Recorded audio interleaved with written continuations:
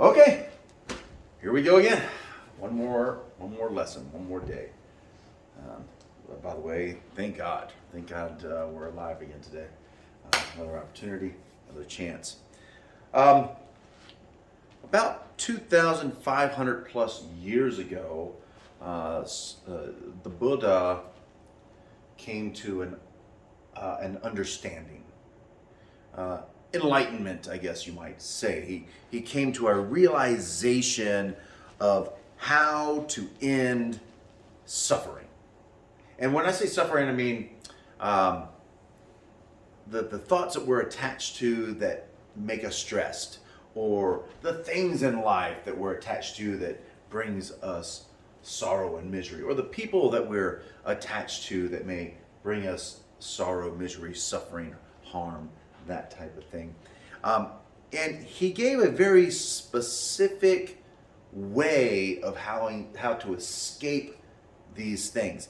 Now, I'm not talking about religion. Actually, the Dalai Lama said, don't take the teachings of Buddhism to become a better Buddhist.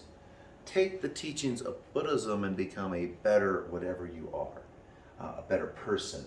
I mean, you may be a Catholic, a better Catholic, or you may just be a practitioner of whatever. It doesn't matter. It's not about religion. In fact, the Buddha didn't look at things as a religious way. In fact, he has been known to say that he was not a philosopher, but rather a physician. And he was a physician of the inside of you, the mind, I guess you might say. Maybe he was the very first therapist. You might even consider him that, the very first therapist who ever existed, maybe. So he came up with this prescription, like a doctor would prescribe you a way to get out of your sickness, you know.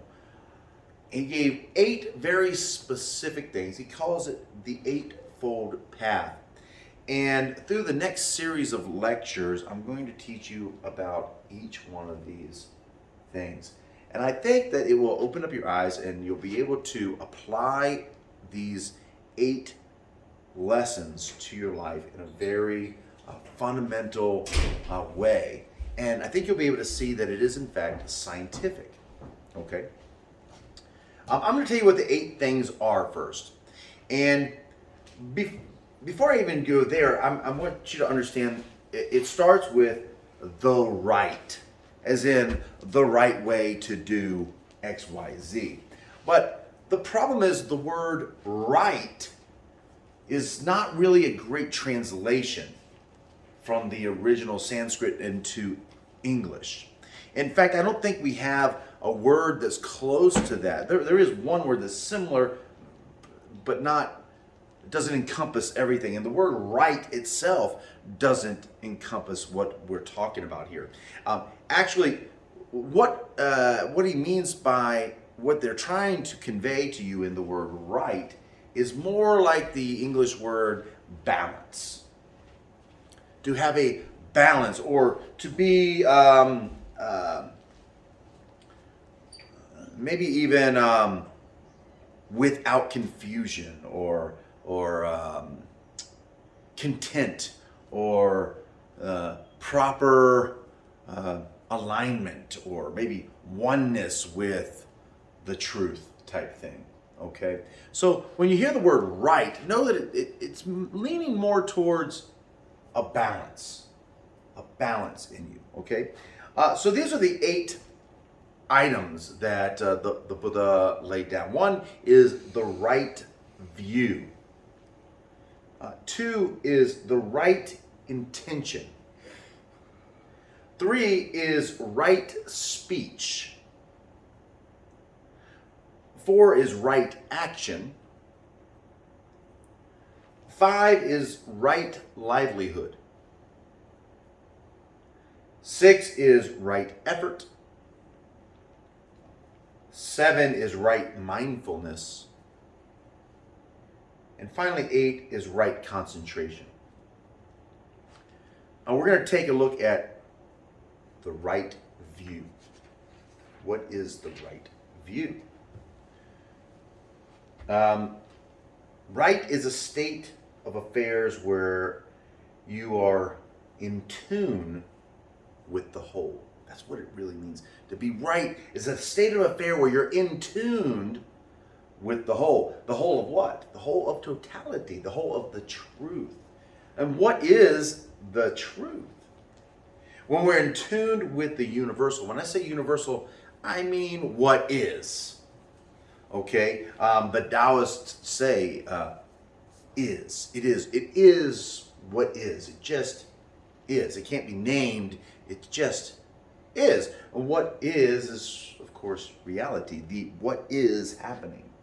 The absolute truth of what is happening.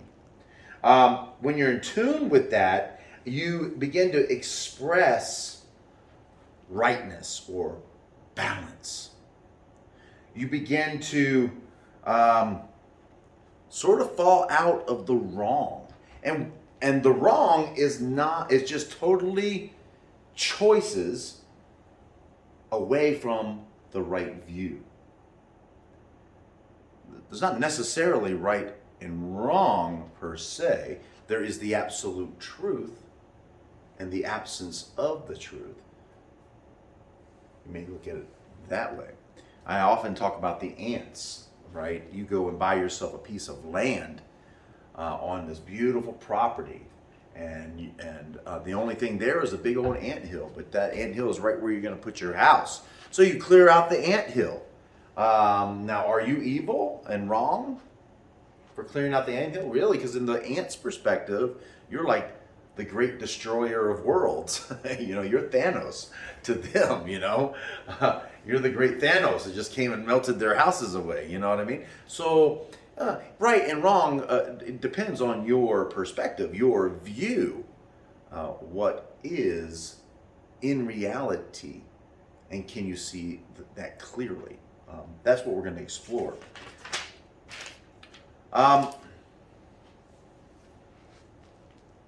Remember that Miyamoto Musashi, the quote from Miyamoto Musashi, accept all things just as they are. That is the essence of right view. The right view can only happen when you accept reality exactly as it is, exactly for reality, devoid of emotion, devoid of opinion. Opinion is where you start going wrong. You see, you can have an opinion about something, but it's not based on what is, but based on your emotions, based on your thinking, right? And so your thinking is partially the problem. You're trying to ration out something, whatever it may be, based on what you have learned. This is what's so beautiful about children. Little babies, they come in and they have no opinions. It is exactly what it is. When they're hungry, they cry. When their diaper is dirty, they cry. When they hurt, they cry. When they're cold, they cry. But they take that data in exactly as it's happening. They don't go, oh, well, mom and dad or auntie or whatever, whoever's taking care of them, are evil because this is happening to me because, I saw it on TV that, whatever the story that they created may have been. Children don't do that. They're perfectly in the moment. They're perfectly in reality. Whatever is happening right now is the truth. It's not colored with different prejudices. Okay? Does that make sense? So the idea is just to relax. Just relax and let go of your opinions and be absent of them the best you can, and accept reality for exactly what it is. You've got to release your prejudices. You got to release your dogmas. You got to release your creeds. You got to release what you were taught and see it for what it is. If you can't see things in reality, that is a problem. So herein lies partially why people suffer. They put their learned information onto a situation. Just made that up.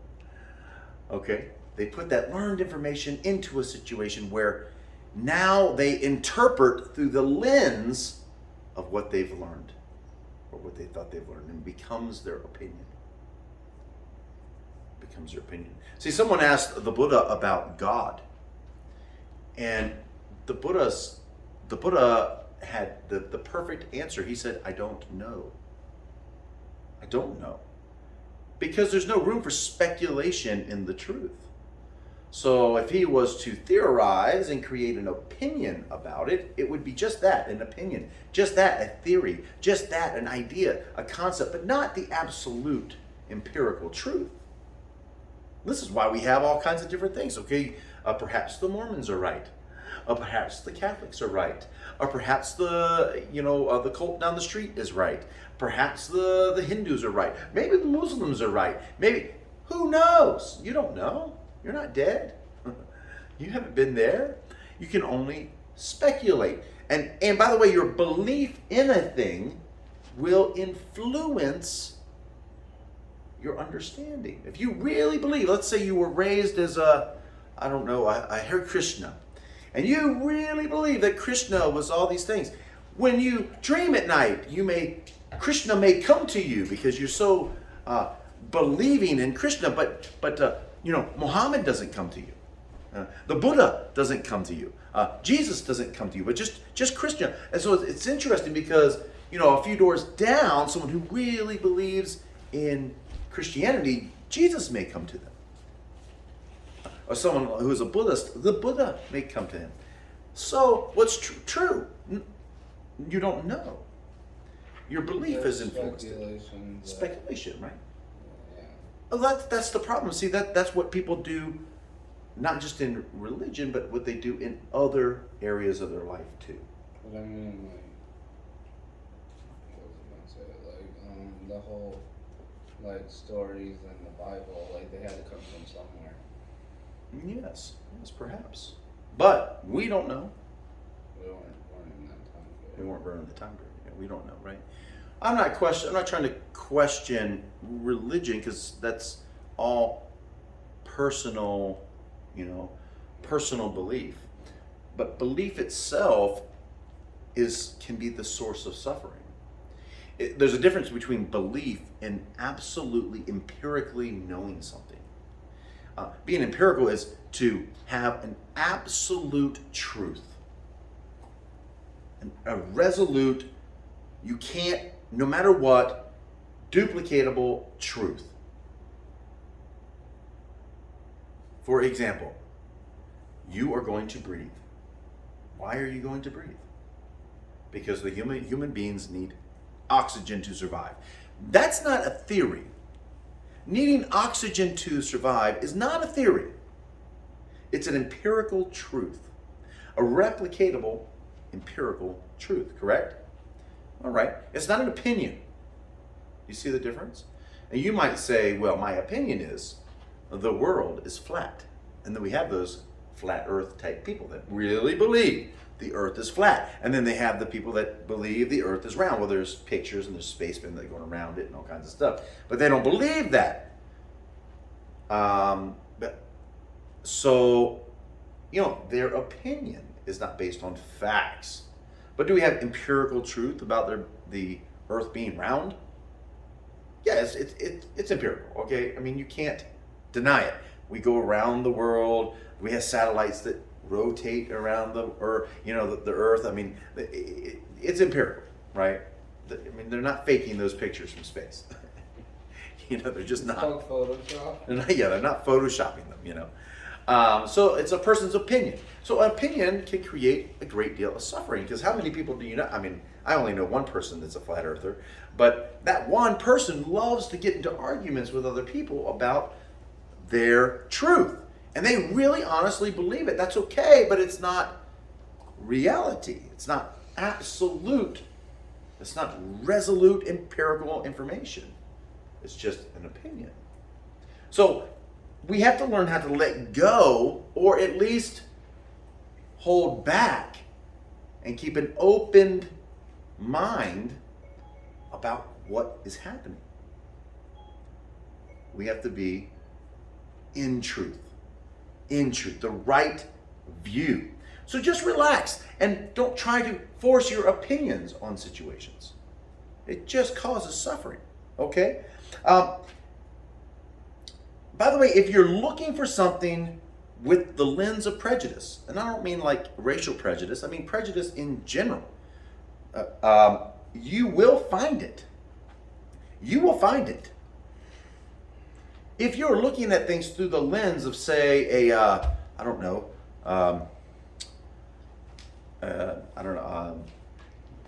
say a pest control guy. You're looking through the lens of a pest control guy, and you go to someone's house who refuses to kill insects and refuses to take care of those. He believes that the insects are sacred, let's say. Well, here we have two totally different spectrums, two totally different opinions. Who's right? Yeah, exactly. But they can argue all they want to. Like the pest control guy could well, it's unsanitary, this, that, and the other. And the other guy, we'll call him the hippie guy, but no, all life is precious, none can be replaced. And by the way, chemicals are bad for you. And he has his opinion, and he has his opinion. What is empirical?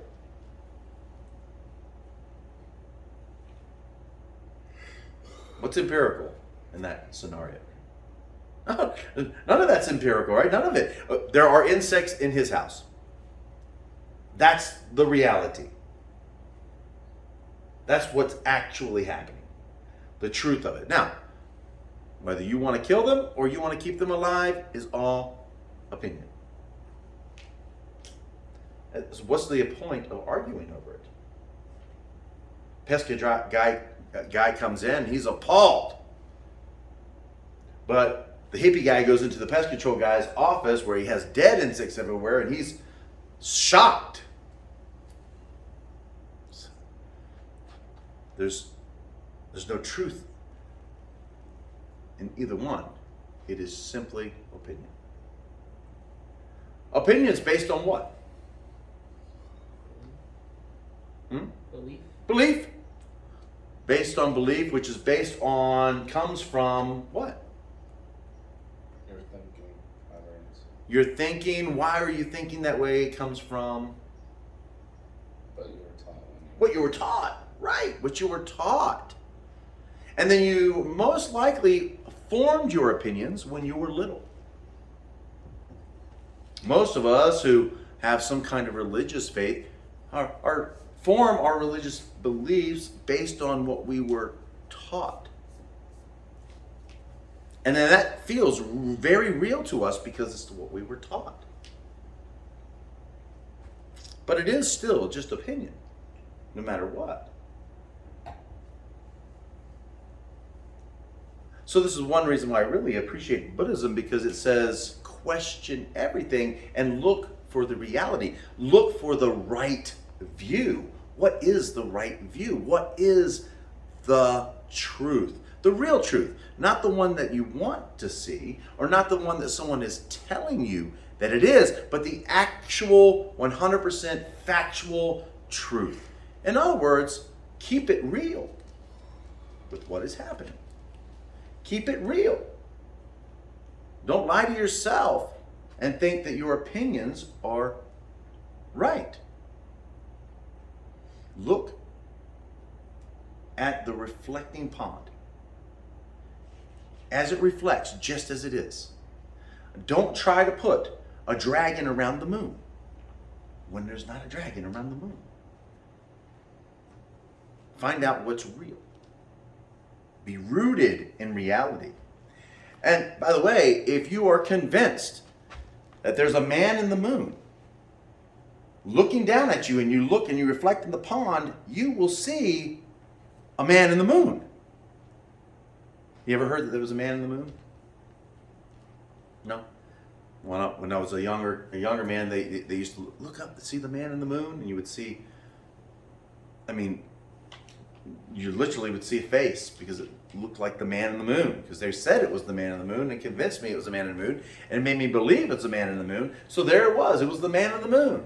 But when I'm reflecting in the pond, looking in the pond, in reality, well, there's been people to the moon, they've been to the moon, and they know that moon space is just shadows from craters and things from asteroids and whatever. So when it's reflecting in the pond, if I am dead certain in my belief system that there's a man in the moon, when it reflects in the pond, I will see the man in the moon.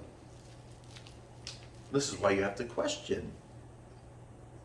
But question not from a point of prejudice, dogma, or creeds.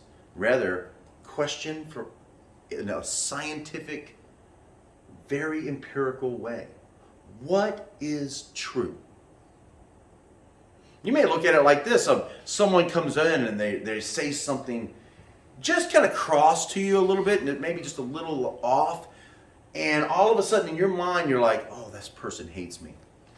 Oh, they're blaming me for whatever. Oh, no, this is all my fault. Oh, they don't want to talk to me anymore. Oh, they don't like me. They don't. And you're creating these stories in your mind. You're starting to believe it. But really, this other person, just stepped on a tack in the middle of the night or whatever. He got up, stumped his little toe, and it's hurting or whatever. Who knows what's actually happening? But perhaps questioning and discovering what is true. What is true? And this is a balanced approach in trying to discover what is. Don't try to discover what is from your jaded perspective. That would not be the right view. Does that make sense? So get to the truth of it. Get to reality.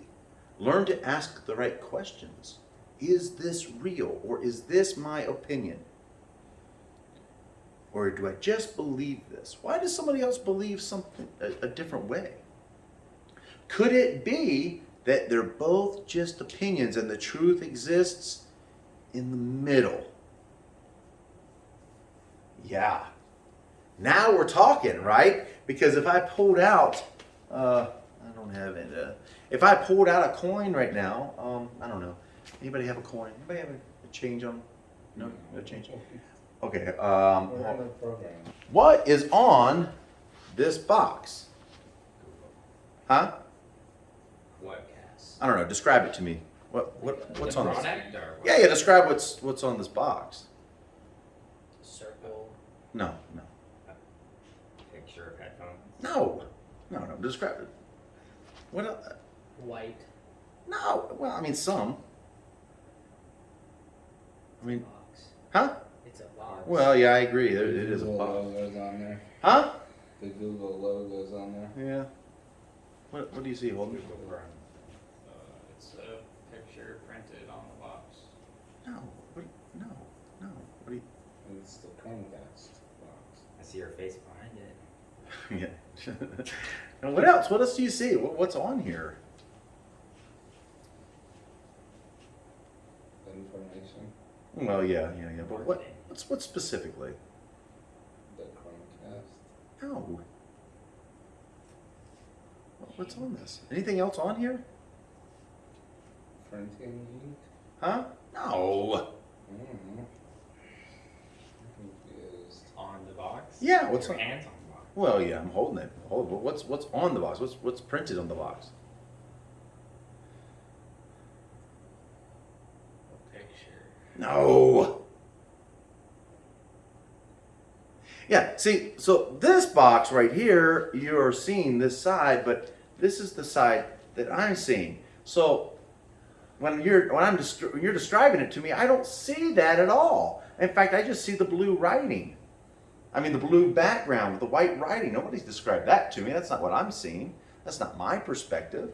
But funny how if we just change the perspective a little bit, you can see their view. So it regardless if I had a coin or I have this box, it doesn't matter, you see, because it is your belief of what it was. But you might be true for you. You're seeing that, but I'm seeing something else, but it's the same box. Yeah. So that's what I'm saying. That's like an opinion. An opinion is just your perspective. It doesn't make it the right view. In order to have true right, in other words, a balanced view, then we must understand both points of view, because the truth is actually in the middle. The truth is in the middle. Remember, I talked about the airplane and having two wings. And the airplane pilot sits in the middle. Not on the right side or the left side, because the airplane will crash. He sits directly in the middle. Unless it's Star Wars. Unless it's Star Wars. Then the guy's on the other side. Right? There is one show. But your opinion of what's on that side of the box might even be valid.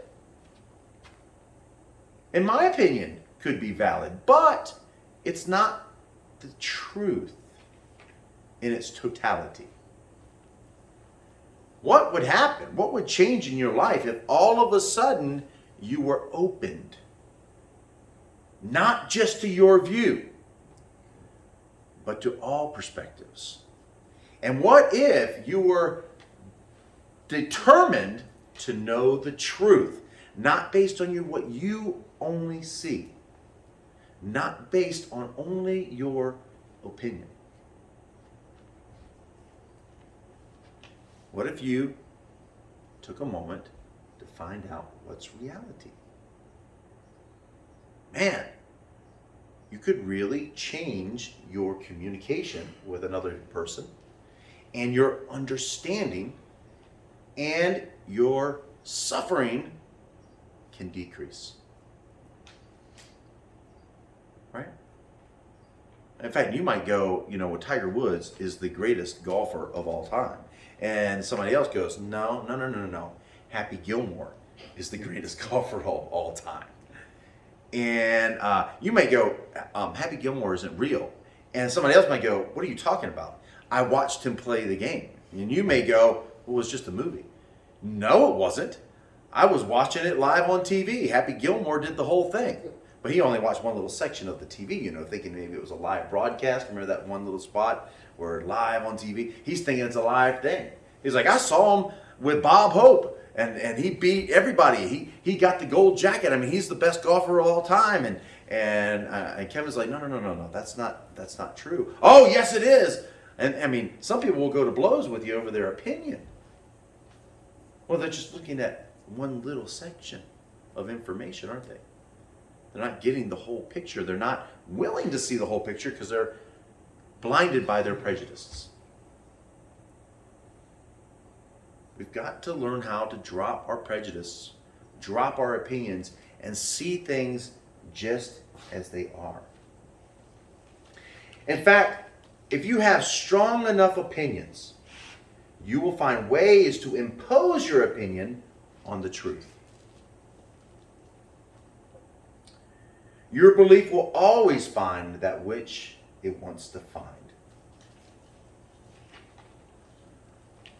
There was once a young man who kept getting caught stealing hubcaps. Over and over and over again, he would get caught. He'd go to the judge. He'd get fined, get put in jail, get released. He'd steal more hubcaps. He'd get caught. He'd get fined. Finally, one day, the father came into court, and the judge said, I am tired of your son being here and getting fined and charged for stealing hubcaps. And the dad said, I am too. I'm sick of it. It's ridiculous. It's an outrage. He knows better. And the judge goes, yes, you should take him home and show him the right way so he doesn't end up in court again. And the father said, Judge, I've showed him the right way and he keeps getting caught. See, the father's right way was teaching him how to steal hubcaps.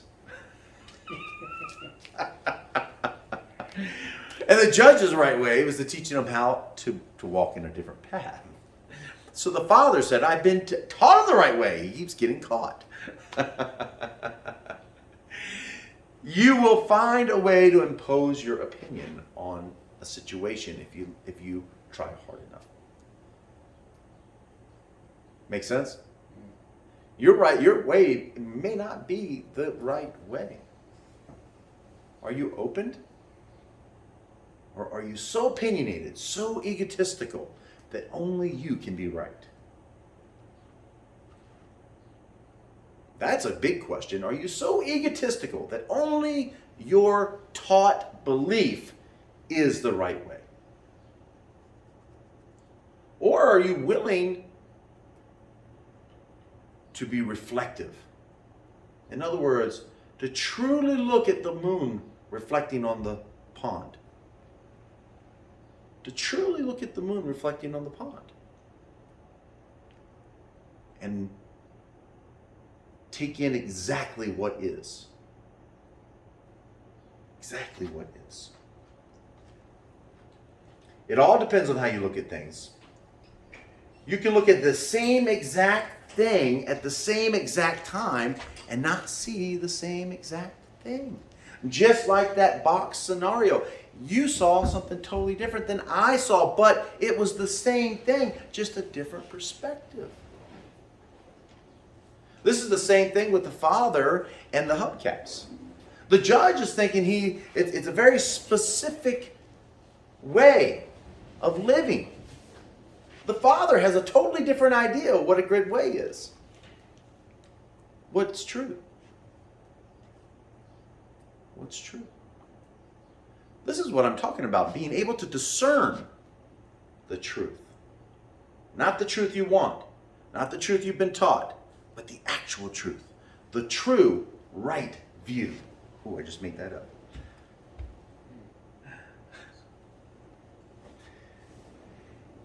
If you are attached to your viewpoint and your opinion, you will not be able to see the truth at all.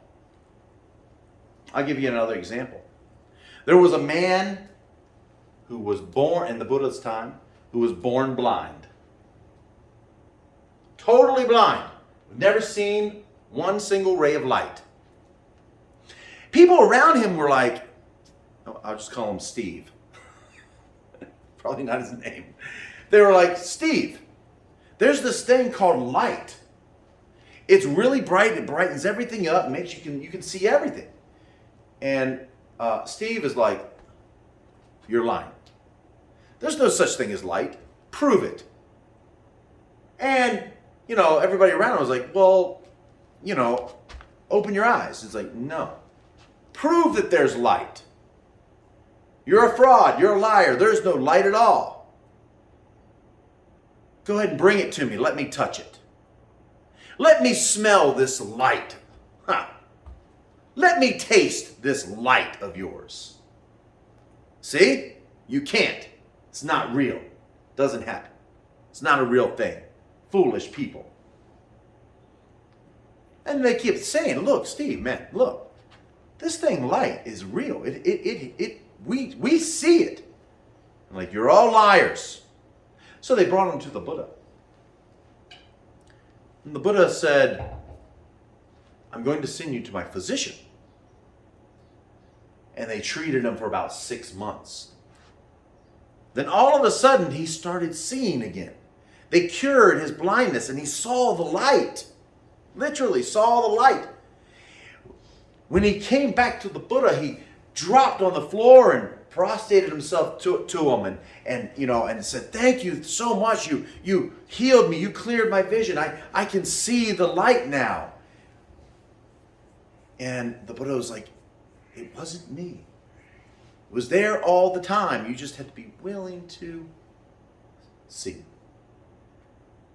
Just because you can't see something, just because you can't prove something, that doesn't mean it's not real. Look deeply. Try to find the truth past your own skewed and prejudiced beliefs and opinions. Doesn't that make sense? Right? Okay. To know the real, you need to drop your opinions and reflect like the water reflecting the moon the water reflects perfectly. It doesn't invent a dragon or the man in the moon. It reflects exactly what is. It sees what is as is. It doesn't taint it. It's perfectly truthful. Therefore, it's perfectly right. What is right? Right is truth. What is truth? Devoid of opinions. It is what it is exactly and perfectly. Where we start suffering, where we start hurting, where we start going wrong in our life is when we believe our opinion is the truth. So I'll say it again, question everything. Question everything I just said to you. Look at it, explore it. Look at it deeply. Apply it, test it. Even the Buddha himself said, test everything I'm saying to you. Don't trust anything I'm saying. Test it out for yourself.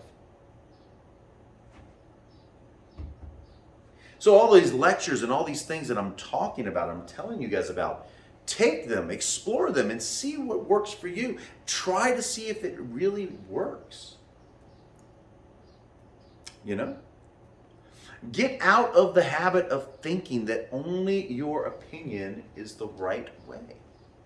Get out of the idea that only what you were taught is true. Be open to the possibility that someone else's opinion is also true. Maybe it's just the other side of the box. And the truth is actually not this box, but what's inside of the box. The middle, in the middle of it. In the middle. Right? So,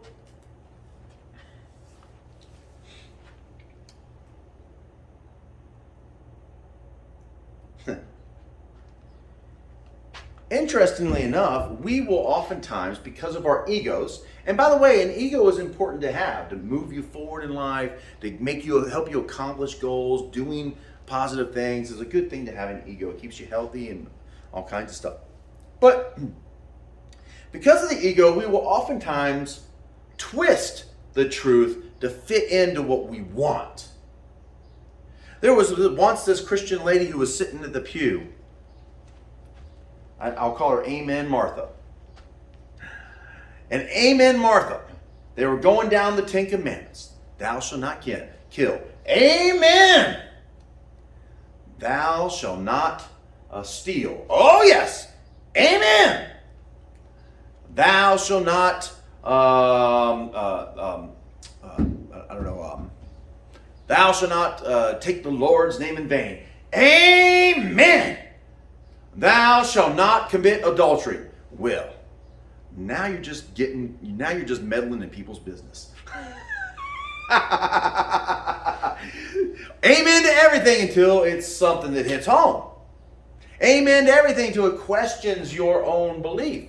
Amen to everything until it doesn't fit into your ideas.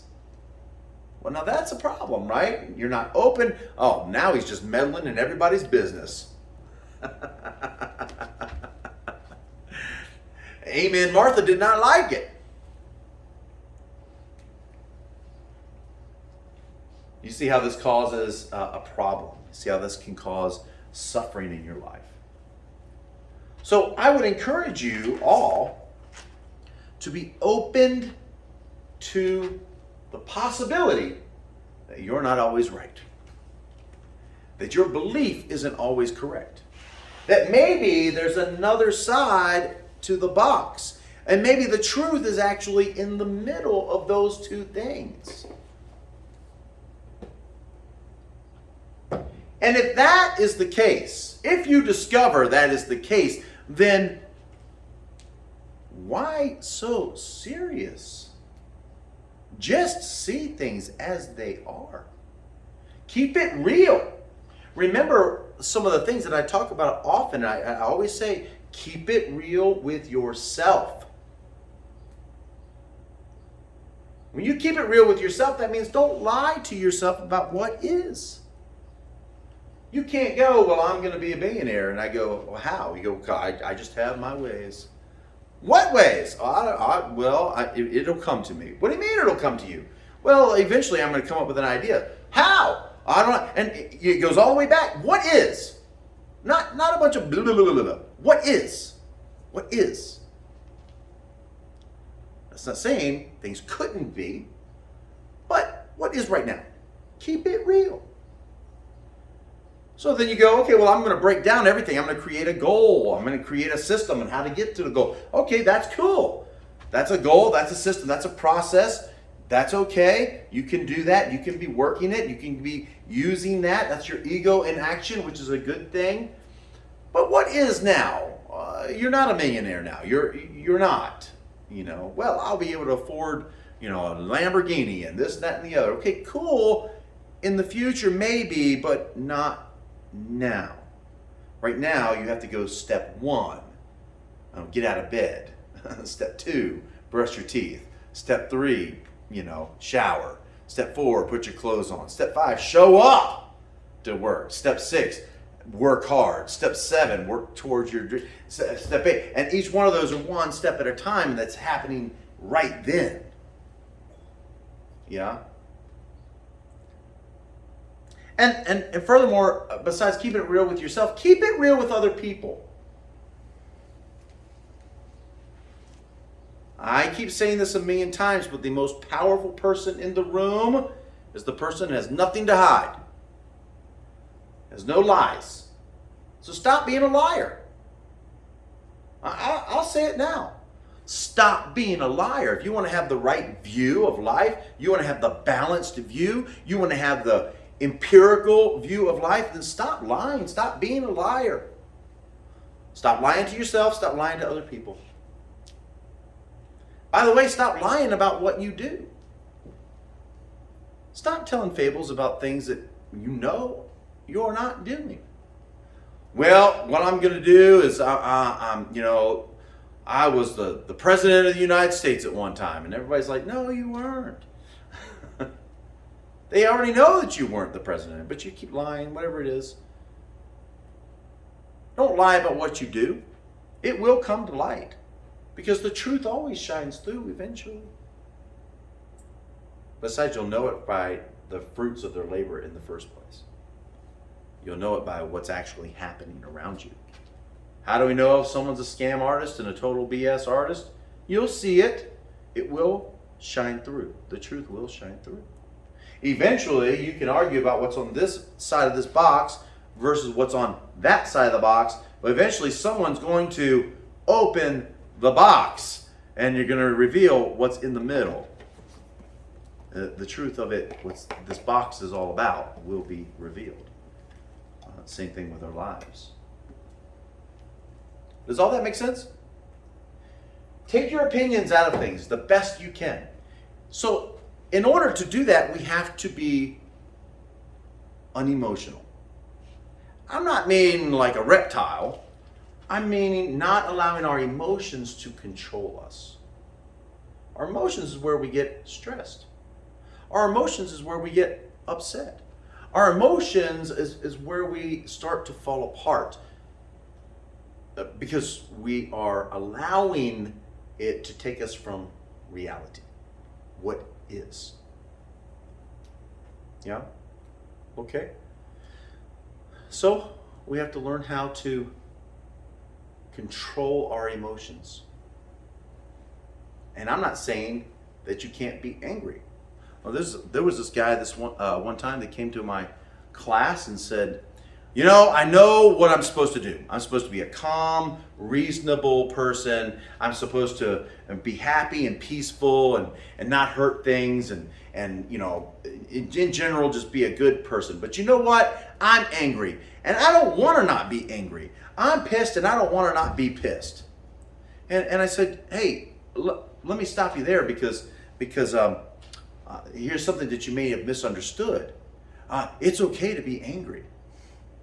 You don't have to not be angry. You just can't let your anger control you. It's okay to be sad. You just can't let it control you, because now you can't make rational decisions based on empirical facts. You ever watch Star Trek? Mr. Spock? Very logical. Very logical. Well, in a way, we need to be that. Not devoid of emotion, but not controlled by emotion. Not devoid totally of opinions, but not controlled by our opinions. You know what they call that? Balance. Balance. And I don't know about you, but personally for me, my balance needs more balance. My balance needs more balance, and I think everyone's balance probably needs some more balance. And so right view just simply means a balanced view. A perfectly balanced view of what actually is. This is the right view of what the Buddha taught. The right view. Does all that make sense? Okay, any questions? Is this still going? This camera back here?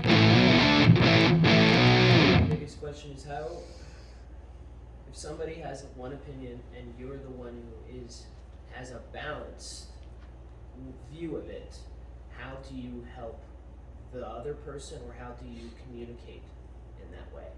Be open to the fact that maybe your opinion is not the balanced opinion. What makes it the balanced opinion is the empirical fact, right? So first, discover what is absolutely true.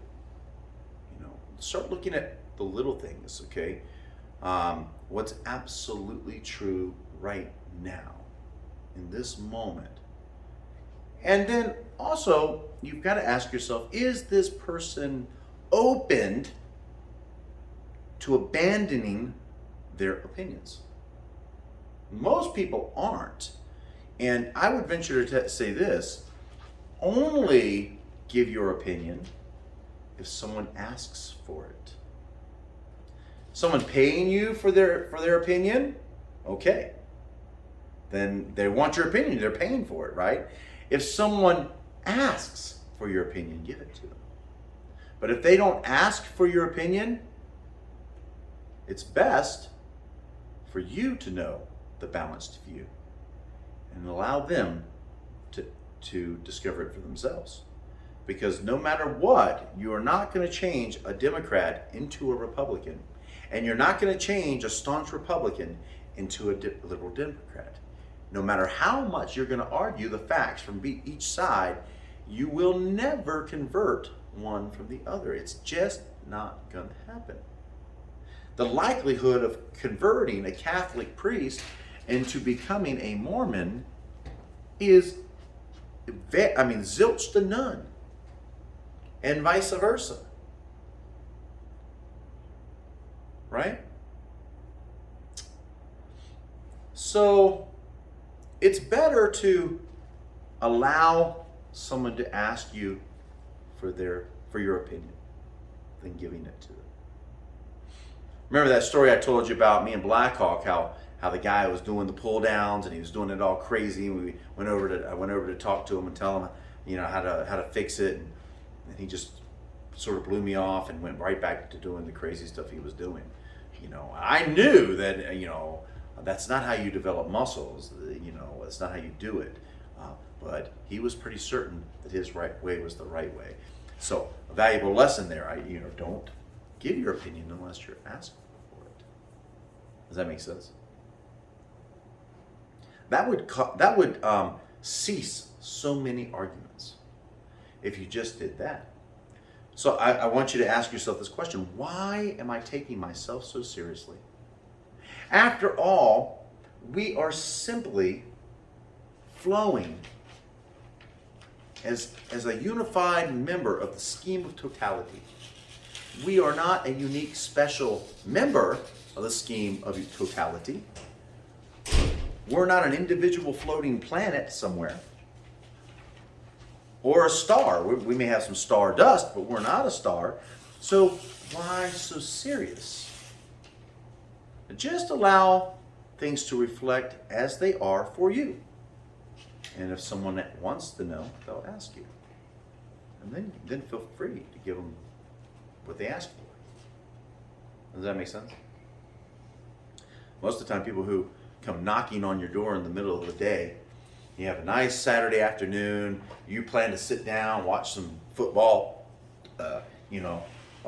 eat some chips, relax with the family or the girlfriend or the boyfriend or whatever, or read a nice book, or you got it all planned out. You're going to go and get a massage at this time. You get the day planned just the way you want it, and then here comes this knock on the door.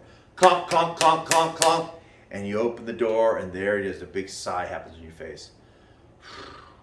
You see the guy with the little tie, the little briefcase, and the girl, the woman next to him with the Bible, or whatever it is. Can I talk to you about your eternity? And you're like, oh shoot, man, I had this day planned out, and you can jump in here. I didn't ask for you to come. If I called you and asked for you to come, that's one thing. But you just come knocking on my door, trying to convert me somehow. That doesn't sit well with me. We were at the Chuck Norris event over the weekend, and this guy came. We sat down at the table, and this guy was at the table, and he goes, "You may recognize me." I was like, "No, but you may recognize me." And he goes, "No, but no. I've written several books." I'm like, "Oh, me too." Well, yeah, but my books are about saving your soul from hell. My books are about God. Do you still want to read my books? And I thought to myself, I didn't say I ever wanted to read your books in the first place. He goes, yeah.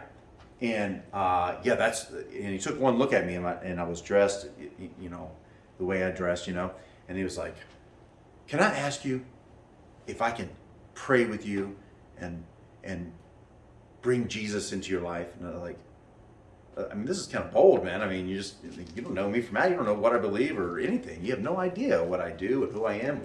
You just assume because I have long hair, tattoos and stuff that I'm one certain way, right? Just super prejudiced if you ask me, but whatever.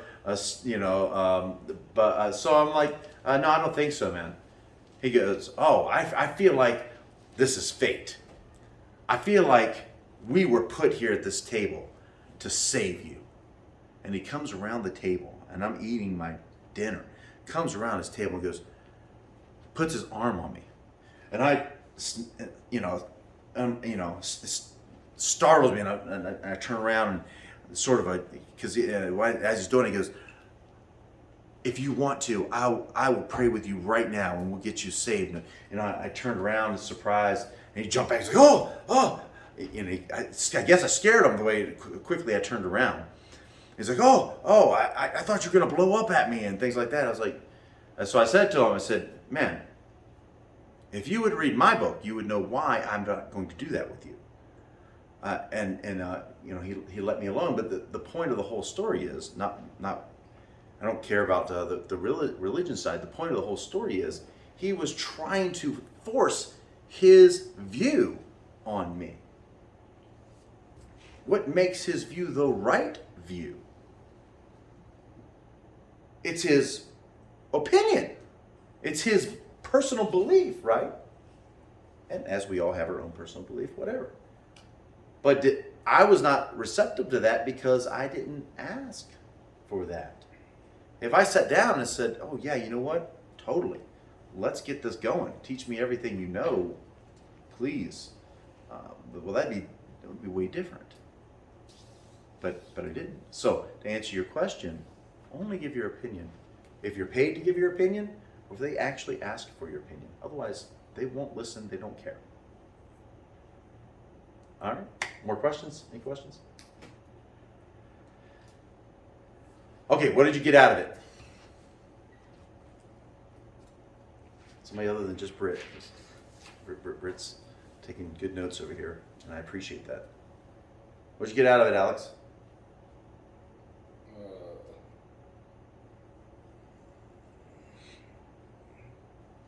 It was one of those,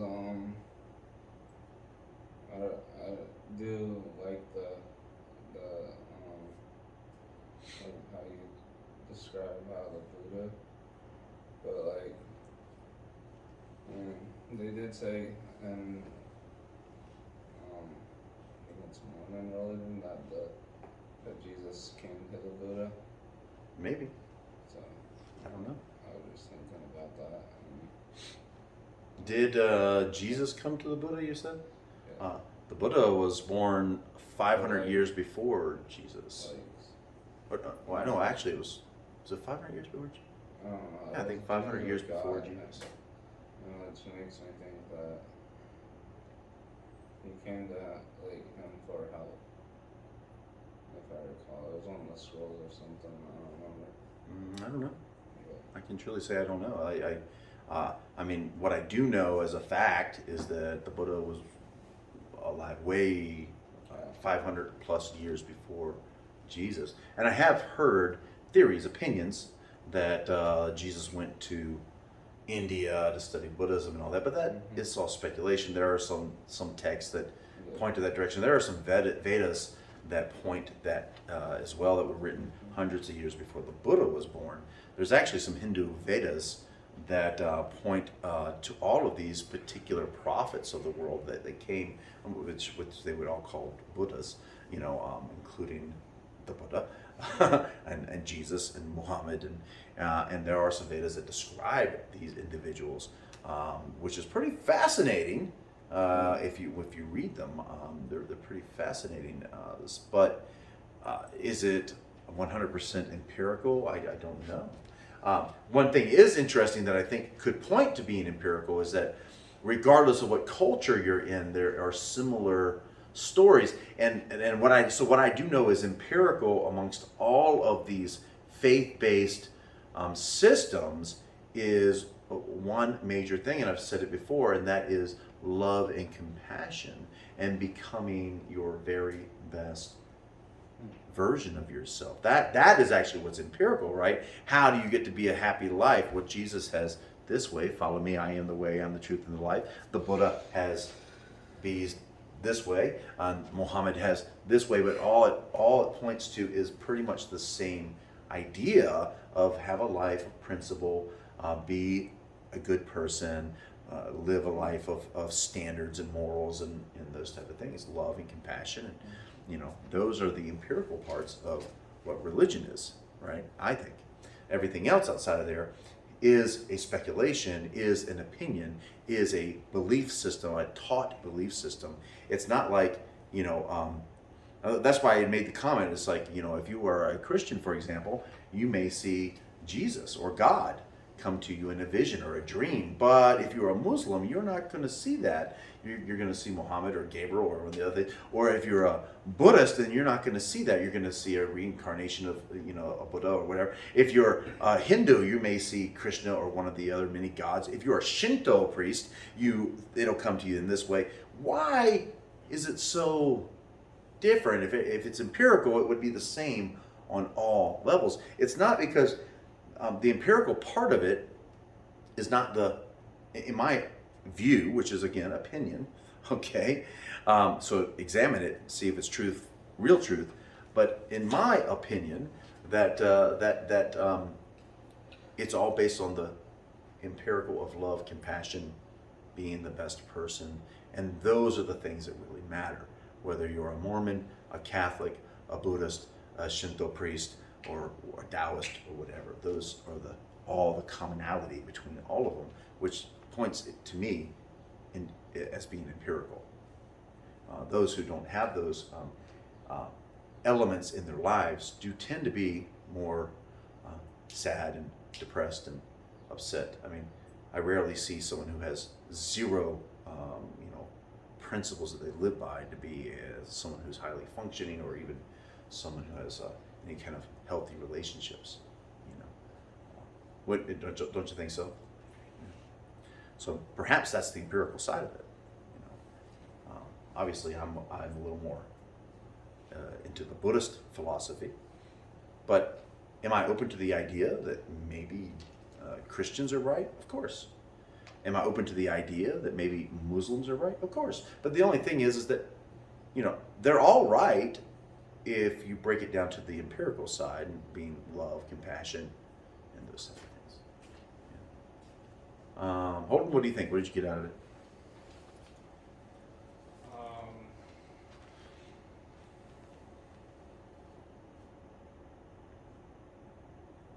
I don't know. There's kind of a lot of things to think about. I guess like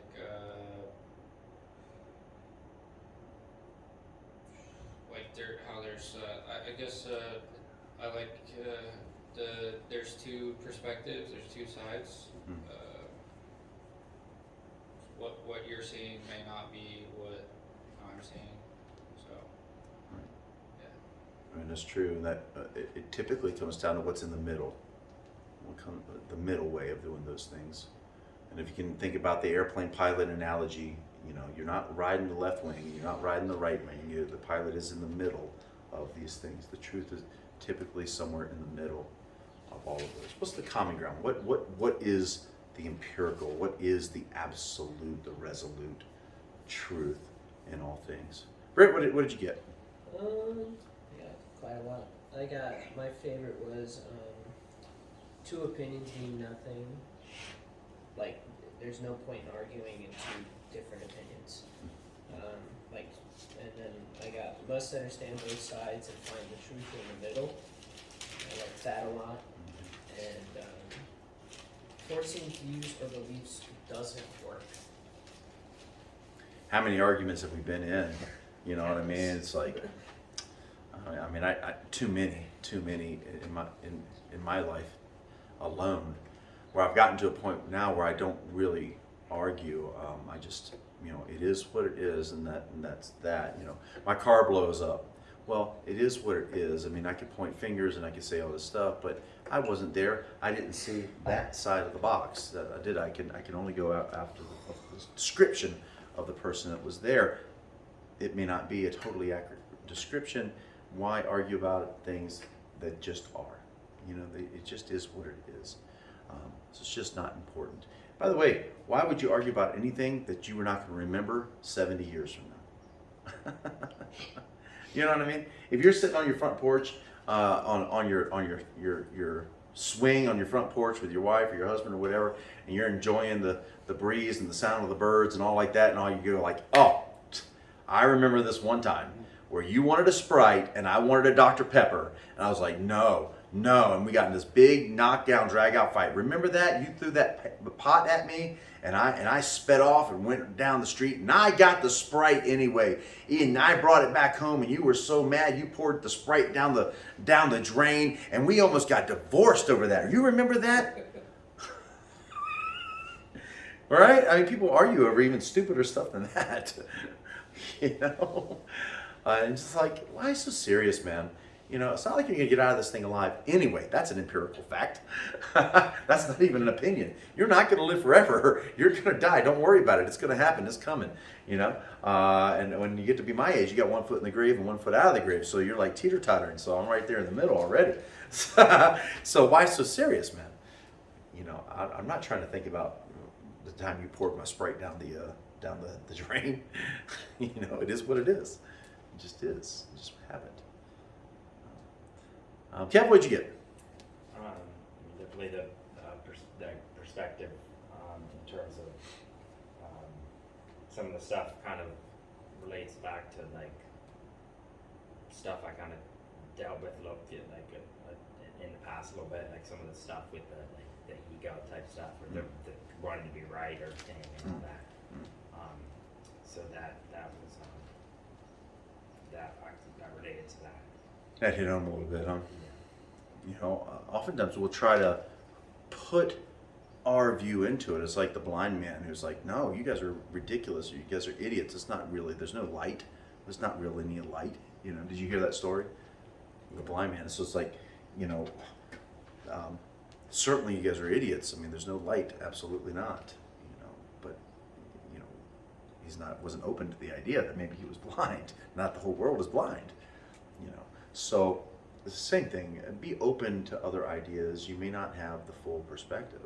It may just be a belief system that needs to be questioned. What is your belief system? And is there an alternative belief system out there that could also be right or is more right? And do you have it in you? Is your ego tough enough to explore those options? Or is it so fragile that only you can be right? And then you got a question, so you got to go in further than that. You go, is my ego that fragile? And am I actually being a tough rebel? Or am I actually just being a really weak, egotistical, right? You got to question that. I mean, I have to question myself. Right, Kev? You know, I've been there myself. I really have. I really have. You know, I had to question it. I mean, I'll take Taekwondo, for example. I cannot tell you how many years I have said, oh, that is a phony baloney stuff. I called it take my dough. I didn't have any faith in it. It's not real fighting, blah, blah, blah.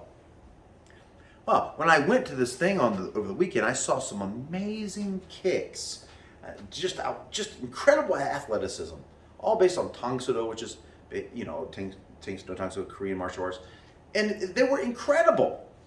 And then yesterday when the film choreographer came in to choreograph this movie that we're doing, he was throwing these kicks and spinning tornado kicks and all this stuff. It looked so cool. And then it hit me. Holy crud. My ego has got me thinking that Taekwondo and the Korean arts are full of crap. And I'm wrong. I didn't see the other side of the coin, even as soon as yesterday. Oh, that's what I'm saying. My balance needs more balance too. I mean, I'm not perfect either. You know, I'm still trying to teeter-tot between the right wing and the left wing, be in the center of that middle way.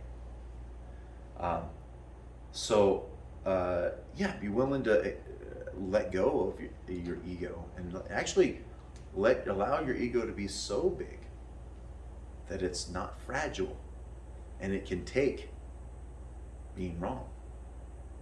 It can take change. It can take the other perspective.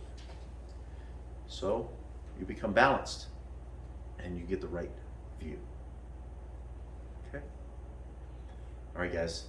That's what I got for you. Take notes. If you have any questions, let me know. Okay? All right.